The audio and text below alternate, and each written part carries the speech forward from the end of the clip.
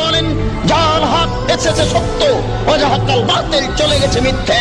ইন্নাল বাতিলা নিশ্চয় মিথ্যে, কানা যাহুকা চিরদিন মিথ্যে। সম্মানিত মসজিদের মুসল্লি, আবু হুরায়রা রাদিয়াল্লাহু তাআলা আনহু বলেন, রাসূল সাল্লাল্লাহু আলাইহি সাল্লাম বললেন, রাগেবান ফহু, তার নাক ধুলোয় ধূসরিত হোক।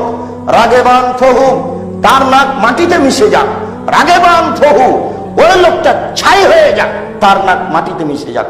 কিলা মান ইয়া রাসূলুল্লাহ, কে, কার কথা বলছেন আল্লাহ রাসূল, কার কথা এভাবে বলছেন? তখন আল্লাহ রাসূল বললেন, মান আদরাকা ওয়ালিদাইহি আহাদুহুমা আও কিলাহুমা, কেউ পিতামাতা দুইজনকেই পেল অথবা একজনকে পেল, এরপরে তাদের নিজের পাপকে ক্ষমা করে নিতে পারলো না, তাদের সেবা করে তাদেরকে মূল্যায়ন করে, এই হলো দুর্ভাগ্য হতভাগা ব্যক্তি। এই কথা রাসূল সাল্লাল্লাহু আলাইহি সাল্লাম বললেন।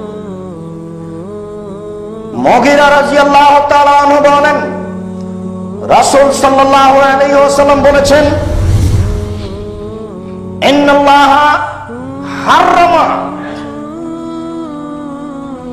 নিশ্চয় আল্লাহ তাআলা হারাম করেছেন কয়েকটি কাজ, তিনটি কাজ আলাইকুম, তোমাদের উপরে। নিশ্চয় আল্লাহ পৃথিবীবাসীর উপরে তিনটা কাজ হারাম করেছেন, একেবারেই হারাম, টোটালি হারাম, কোন দিন সে কাজকে করতে পারবে না। এক, উকুকাল উম্মাহাত, পিতামাতার অবাধ্য চলা, এই কাজটা হারাম।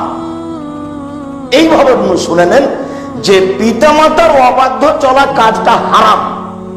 আল্লাহ তাআলা তোমাদের উপরে হারাম করেছেন কয়েকটা কাজ, তার এক নম্বর কাজ হচ্ছে পিতামাতার অবাধ্য চলা।